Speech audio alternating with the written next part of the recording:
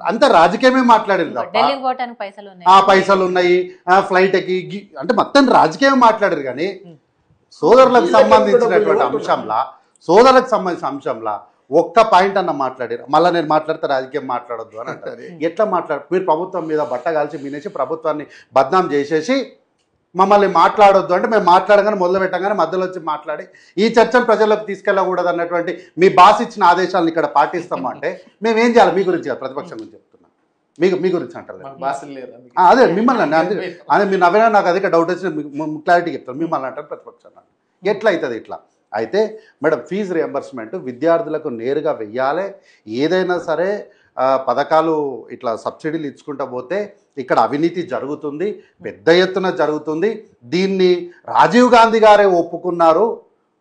మనం 100 రూపాయలు ఇస్తే కింద 10 రూపాయలే పోతుందని ఆ అవినీతి చేసే రాజీవ్ గాంధీ ఒప్పుకున్నాడని లేని రాజీవ్ గాంధీ గారి గురించి చాలా మంది మాట్లాడి మళ్ళీ ఇంకా నేను అంటే బాధపడతారు. మేధావులు అపర మేధావులు అని మళ్ళీ నేను వ్యంగ్యంగా అంటా అని మళ్ళీ వాళ్ళు బాధపడతారు. మీరే అన్నారు కదా ఇట్లా అని, మీరే కదా డీబీటీ వ్యవస్థను తీసుకొని వచ్చి ఎస్ డీబీటీ వ్యవస్థ ఈజ్ వెరీ గుడ్, డైరెక్ట్ ఇట్లా ఇవ్వడమే నేరుగా ఇవ్వడమే చాలా మంచి పద్ధతి అని మీరే గొంతికలు దించుకొని అరిచిన వాళ్ళు ఉన్నారు కదా, అంటే రాజకీయాల గురించి మాట్లాడుతున్నారు. కాబట్టి దాని గురించి ఏమన్నా మీరు ఫీజు రియంబర్స్మెంట్ నేరుగా విద్యార్థులకే ఇస్తాము అని చెప్పినాం. అయితే దానిపైన మీరు విద్యార్థులుగా మీ సలహా చెప్పండి, తీసుకుంటాం, డెఫినెట్గా తీసుకుంటాం. విద్యార్థికి నేరుగా ఇవ్వడానికి ఏ పథకంగా ఇవ్వాలి అంటే ఏ రూపంగా ముందే ఇవ్వాలి అంటే ముందుగానే ఇవ్వమంటారా, లేకపోతే వాళ్ళు కట్టిన తర్వాత ఇన్ని రోజులకి ఇస్తే బాగుంటుంది అంటారా, ఎట్లా దాని సలహా ఏంటో చెప్పండి. అంటే ప్రభుత్వం ఇప్పుడు ఏమంటుంది, మీరు ముందు కట్టండి, మీరు కట్టిన దాన్ని మేము రియంబర్స్ చేస్తాం. అట్లా మనం గ్యాస్ సిలిండర్ వేయించుకున్నాం, ముందు మనం గ్యాస్ పైసలు కట్టిన తర్వాత మళ్ళీ పైసలు మనకు వచ్చేస్తాయి. ఆ విధానాన్ని ఇక్కడ తీసుకొస్తామని అని ప్రభుత్వం ఒక మాట అనేది. మీరు ఎట్లా అంటే మీరు విద్యార్థులకు మంచి జరగాలి అంటే ఏ విధానం బాగుంటుందో మీరు సలహాగా చెప్పండి. ప్రజాస్వామ్యయుతంగా మేము తీసుకుంటాం. సరే మీరేమంటున్నారు, మాకు ముఖ్యమంత్రి కలుస్తలేడు అని మీరు అంటున్నారు. అంటే మీరేంది, మీరు విద్యార్థి వరకు మాత్రమే మీ సమస్యను చూస్తున్నారు. ఇప్పుడు ఇదే వేదిక పైన ఆర్టీసీ ఉద్యోగుల గురించి నేనే చర్చలో కూర్చున్నా. వాళ్ళు ఏమన్నారు, ఆర్టీసీలో మాకు ఎంత సమయం పడుతుంది మేడం, 5 నిమిషాలు పడుతుంది అన్న. ఇప్పుడు ప్రతి వారు కూడా 5 నిమిషాలు అంటే ఎవరికైనా ఉండేది 24 గంటలే కదా, అందులో 18 గంటలు ఆయన బయటే ఉంటుంది కదా, ఎక్కడ ఉంటుండే అందాల మేడల నుంచి బయటకు వస్తలేడని సార్ అంటారు.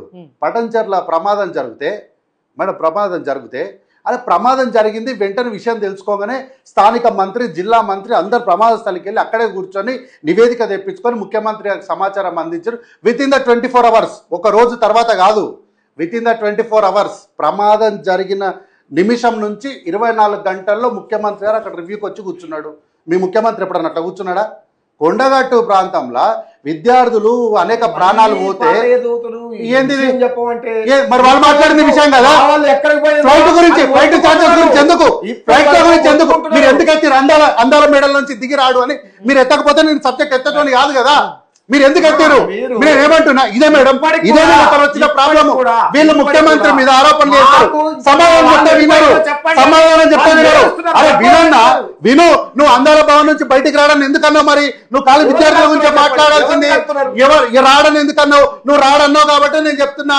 పటంచర్కి వచ్చింది మా ముఖ్యమంత్రి, ఎస్ఎల్బిసికి వచ్చింది మా ముఖ్యమంత్రి, కాబట్టి ప్రతి చోటకు వస్తుంది కూడా మా ముఖ్యమంత్రి. మీ పాపమే కదా ఎస్ఎల్బిసిలా, మీరు దాన్ని 10 ఏళ్ళు పడవ పెట్టడం వల్లనే కదా. కాబట్టి కాదు మేడం, ఏంది డైవర్షన్? అద్దాల మేడ నుంచి బయటికి రావడానికి ఆరోపణ చేసిండ్రు, దాన్ని ఏం చేయాలి? మేము నోరు మూసుకొని కూర్చోవాలన్నా? ప్రజలకు సమాధానం చెప్పొద్దా? చెప్పొద్దా? కలవలేదా రైతుల్ని? యూనివర్సిటీలో కలిసింది రైతుల్ని కాదా? ఎవరిని కలిసింది? రైతుల్ని కలిసింది, విశ్వవిద్యాలయంలో కలిసింది రైతుల్ని కాదా? కాదు మేడం, టీచర్స్ ని కలవలేదా? ఎంప్లాయీస్ ని కలవలేదా? ఆర్టీసీ వాళ్ళని కలవలేదా? విశ్వవిద్యాలయంలో రైతుల్ని కలవలేదా? తర్వాత అమ్యూజ్మెంట్ పార్క్ లో ప్రజల్ని కలవలేదా? అక్కడ ఇది మంచిది. మీకు ఓట్లు లేవా? మీకు ఓట్లు లేవు కదా, మరి మీ వాళ్ళ ప్రభుత్వం మారిందని మీరు క్లెయిమ్ చేయొద్దు. మీరేమంటున్నారు? వాళ్ళ ఓట్లు లేవా కలిసి అంటున్నారు, అంటే వీళ్ళ ఓట్లు లేవా? వీళ్ళకి లేవా ఓట్లు? స్టూడెంట్స్ కి లేవా ఓట్లు? డిగ్రీ తర్వాత వచ్చిన వాళ్ళకి ఇంజనీరింగ్ ఉంటాయి కదా వాళ్ళ విద్యార్థులు ఓట్లే కదా. అట్లాంటి మరి మీరు క్లెయిమ్ చేయొద్దు. ప్రభుత్వాన్ని మార్చడానికి ప్రధాన భూమిక పోషించి మీరు క్లెయిమ్ చేయొద్దు. అవును మేడం, మరి ఇప్పుడు ఆ తల్లిదండ్రులు వచ్చినప్పుడు మాట్లాడరా? ఎంతమంది అర్జీలు ఇవ్వలేదా? ముఖ్యమంత్రి అని కలిసినప్పుడు అర్జీలు ఇవ్వలేదా? అయితే ఏంది 10 ఏళ్ళు? అవును మేడం, ఇప్పుడు మీరు 10 ఏళ్ళ దాన్ని మీరు ఎన్నాళ్ళకు పరిష్కరించమని చెప్తున్నారు? Just with in the span of 16 months. ఎందుకు చెప్పారు మరి? ఎన్నికల ముందు మీరు 2 లక్షల కోట్లు దొంగతనం చేసిన దొంగలను తెలవకైపోయినారు. మీరు దొంగలను తెలవకైపోయినారు. మీరు 2 లక్షల కోట్లు దొంగతనం చేశారు. లక్షల జీవోలు చెప్తా అయిపోతుంది. ఒక్క నిమిషం అన్న, మీకు సమాధానం చెప్తా.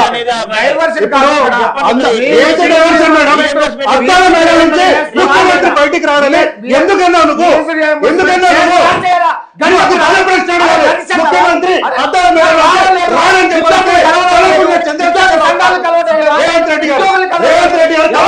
చంద్రశేఖర్ రావు రోజు 18 గంటలు పనిచేస్తుండు. మీరు అలా తాయి వండుకునేటోడు కాదు రేవంత్ రెడ్డి గారు. మరి మీరు అందరూ బయటికి రావాలని ఎందుకన్నారు? ఈ రోజు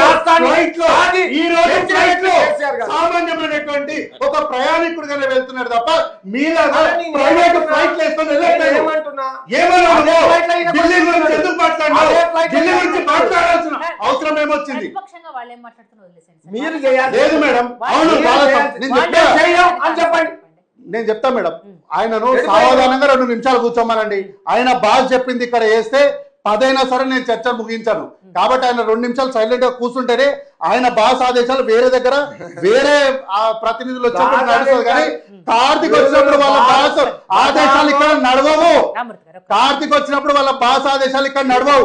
చర్చ కూర్చున్నప్పుడు నేను ఎట్లా మౌనంగా కూర్చున్నాను వాళ్ళు అక్కడ కూర్చోవాలి. నువ్వు అబద్ధాలు చెప్పినావు. ముఖ్యమంత్రి బయటికి రాడని అబద్ధాలు చెప్పినావు. ముఖ్యమంత్రి ఫ్లైట్ల గురించి మాట్లాడినావు. మీకు చేసుకుంటే పారాగాన్ చెప్పులు వేసుకునే బతుకు లేనప్పటి నుంచి ఈ రోజు స్పెషల్ ఫ్లైట్లు వేసుకొని తిరిగే స్థాయికి మీరు ఎట్లా ఎదిగిండ్రు? ఇట్లానే ఫీజు రియంబర్స్మెంట్ ఎగ్గొట్టి ఫ్లైట్లు కొన్నారు, రైతులకు ఎగ్గొట్టి ఫ్లైట్లు కొన్నారు. అట్లాగే అనేకమైనటువంటి కాంట్రాక్టర్లకు డబ్బులు ఎగ్గొట్టి మీరు ఫ్లైట్లు కొన్నారు, రైతులకు ఎగ్గొట్టి ఫ్లైట్లు కొన్నారు, సర్పంచ్లకు బిల్లులు ఎగ్గొట్టి ఫ్లైట్లు కొన్నారు. మీ బతుకులు ఎక్కడుండే? ఇనుప కుర్చీలు కూర్చొని ఇనుప కుర్చీలు లేకుండే. అక్కడి నుంచి మేడం ఫ్లైట్లు కొన్నది వాళ్ళ పార్టీ ఆఫీస్ మీద మేడం. వాళ్ళ పార్టీ ఆఫీస్ మీద కొన్నారు. టీఆర్ఎస్ పార్టీ మీద కొన్నారు. ఎవరు బుల్డోజ్ చేసినాడు? ఎవరు ఫ్లైట్ల గురించి మాట్లాడాడు? ఎవరు బంగాళా మాట్లాడారు? ఎవరు మాట్లాడారు? కొంచెమైన మేడం, కొంచెమైన ఉంటారు కదా. వీళ్ళు ఎట్లా అబద్ధాలు ఆడింది ఎవరు? నో మేడం, వాళ్ళు చెప్పిన దానికి సమాధానం వినాలైనా ఆయన ఆరోపణ తీసుకోలేదు. వినాలి ఎందుకంటే ఆయన చెప్పిన అబద్ధము నుంచి డైవర్ట్ చేసింది ఆయన్ని. ముఖ్యమంత్రి బయటికి రావడానికి డైవర్ట్ చేసిండు. ముఖ్యమంత్రి ఫ్లైట్లలో తిరుగుతాడని డైవర్ట్ చేసిండు. ముఖ్యమంత్రి ఎవరిని కలుస్తలేడని డైవర్ట్ చేసిండు. ముఖ్యమంత్రి గారి పైన అనేకమైనటువంటి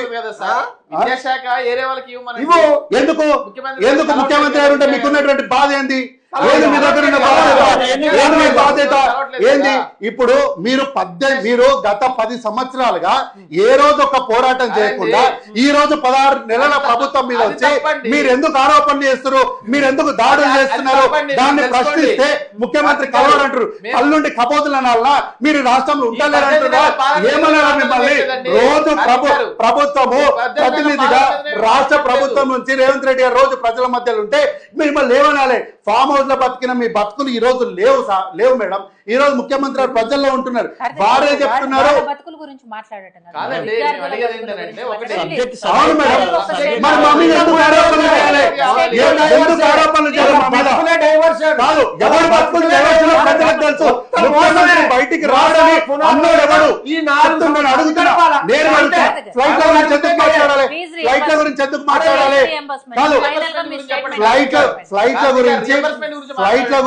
ఫ్లైట్ల గురించి మాట్లాడింది నేనా? బయటికి రావడం అందాల మేడలు ఉన్నది నేనా? నేను అన్నానా? అవును, మరి ఏంది మేడం? ప్రైవేట్ ఫ్లైట్ల కన్నా అయ్యే ఖర్చు సామాన్యమైనటువంటి ఖర్చు అవుతుందా? అనుకుందామండి. ఏంది మేడం 50 కోట్ల లేదు. ఒక ఫ్లైట్ టికెట్ ఢిల్లీకి 5,000 మేడం. ఒక టికెట్ అప్ అండ్ డౌన్ 10,000. ఏది ఒక ప్రయాణికుడికి ఏ ప్రయాణికుడు తిరుగుతుంది తీ మేడం. ఎందుకు కాదు ఆయన ఫ్లైట్ గురించి మాట్లాడేప్పుడు ఎందుకు మాట్లాడద్దు? ఎందుకు మాట్లాడద్దు?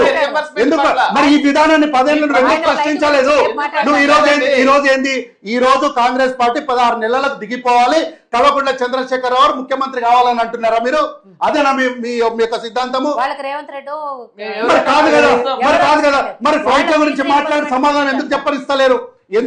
ఫ్లైట్ల గురించి మాట్లాడిండు, మరి ఆ ఫ్లైట్ల గురించి సమాధానం చెప్పొద్దా? అంటే ప్రజలకు ఏంది? నిజంగానే ముఖ్యమంత్రి గారు స్పెషల్ ఫ్లైట్లు వేసుకొని ఢిల్లీకి 50 సార్లు పోయించిందని ప్రజలు తప్పుగా అనుకోరా? అనుకుంటారా? ఈ రోజు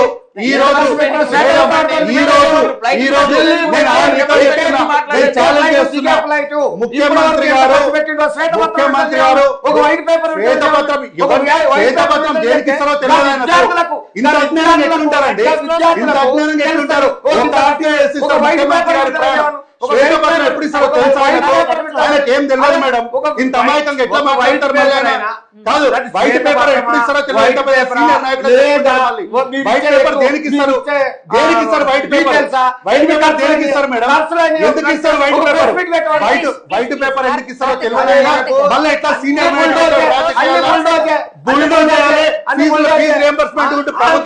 చెప్పకూడదు. కాబట్టి ముఖ్యమంత్రి గారు అందాల మేడలకి వెళ్ళి బయటికి రావడానికి డైవర్ట్ చేయాలి. ముఖ్యమంత్రి గారు ఫ్లైట్లలో తిరుగుతుండని డైవర్ట్ చేయాలి. ఫ్లైట్లలో తిరగకపోతే ఏం చేస్తారు? నడుచుకుంటా పోతారా మళ్ళా? కాబట్టి మేడం ఈ రోజు కూడా నేనేమంటున్నా, ఈ రోజు కూడా మిస్ యూనివర్స్ గురించి ఏదో ప్రభుత్వం ఎన్నో కోట్లు ఖర్చు చేసేసింది అని అన్నారు. అందులో పూర్తిగా ఖర్చు అయింది ఎంత? 54 కోట్లు. అందులో స్పాన్సర్షిప్లో 37 కోట్లు వచ్చినాయి. ఈ లెక్క వారికి తెలియదు అంటే ఒక ఆర్టీఐ ఏమనండి ఆన్సర్ వస్తుంది వాళ్ళకి. ఇది అఫీషియల్ డాక్యుమెంట్ ఇది. కాబట్టి నేనేమంటున్నా, సీఎం గారు వెళ్ళిన ప్రతి చోట కూడా, ఎక్కడికి వెళ్ళినా కూడా ఎవరిని కూడా గత ముఖ్యమంత్రి లాగా మీరు మాకేం సంబంధం లేదని చెప్తలేడు. ప్రతి దగ్గర కూడా వాళ్ళ సమస్యను వింటున్నాడు. వాళ్ళ సమస్యను దాన్ని తీసుకోవడానికే ప్రయత్నం చేసి దానికి ఒక విధి విధానం ప్రకటిస్తారు. ఇప్పుడు మీరే చెప్తున్నారు యంగ్ ఇండియా ఇచ్చినారని. నేనేమో వాళ్ళు చెప్పారు కదా విజ్ఞప్తులు. అన్న చెప్పిండు, ఈయన చెప్పిండు, వీళ్ళిద్దరు కదా నేను రాజకీయం చెప్పి ఆరోపణలు చేసిండు. రేవంత్ రెడ్డి గారు చెప్పాలంటే ఏం చేయాలి? రేవంత్ రెడ్డి గారు వినాలి అన్నప్పుడు మీరేం చేశారు? విజ్ఞప్తులు ఇచ్చారు. ఆ విజ్ఞప్తుల్ని ప్రభుత్వం తిరస్కరించి మీరు ఇచ్చినటువంటి రిప్రజెంటేషన్ తీసుకోకపోతే మేము వింటలేదు అనాలి. మీరు ఇచ్చిన రిప్రజెంటేషన్ తీసుకుంటున్నారు, మీకు సమాధానం చెప్తానే ఉన్నారు. ఏం కావాలి మీకు? ఏం కావాలి మీకు? సూటిగా ఏం అడుగుతున్నారు? సూటిగా మీరు ప్రశ్న అడగండి. 10 సంవత్సరాలుగా ఎందుకు ఈ రాష్ట్రం అప్పుల పాలైందన్నది సూటిగా అడగండి. ఎప్పుడు ఇప్పిస్తారు? నేను ఏమంటున్నా మేడం, వాళ్ళు సూటిగా ప్రశ్న అడగాల్సింది. వాళ్ళతో పాటు ధర్నా చేయడానికి సిద్ధంగా ఉన్నాం. వాళ్ళతో పాటు వాళ్ళతో పాటు మేము కూడా ధర్నాలో కూర్చుంటాం. నేను చెప్తున్నా, మేము కూడా వాళ్ళతో పాటు ధర్నాలో కూర్చుంటాము. నేనేమంటాను, ఒకటే డిమాండ్ చేస్తున్నా, ఈ రోజు రాష్ట్ర ప్రభుత్వము పార్టీ నాయకుడుగా మీరు తీసుకుపోయి రిప్రజెంటేషన్ ఇవ్వండి మాట్లాడారు కదా. మేడం మధ్యలో మాట్లాడతారు.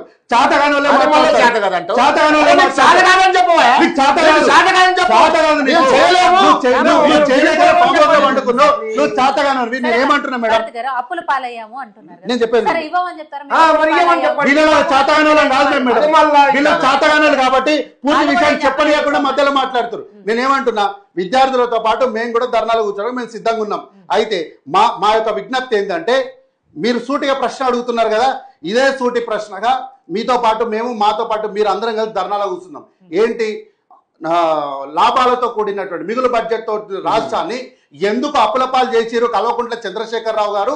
దయచేసి శాసనసభకు వచ్చి చెప్తారా, లేకపోతే ప్రెస్ మీట్ పూర్తి వివరాలను మాట్లాడతారు.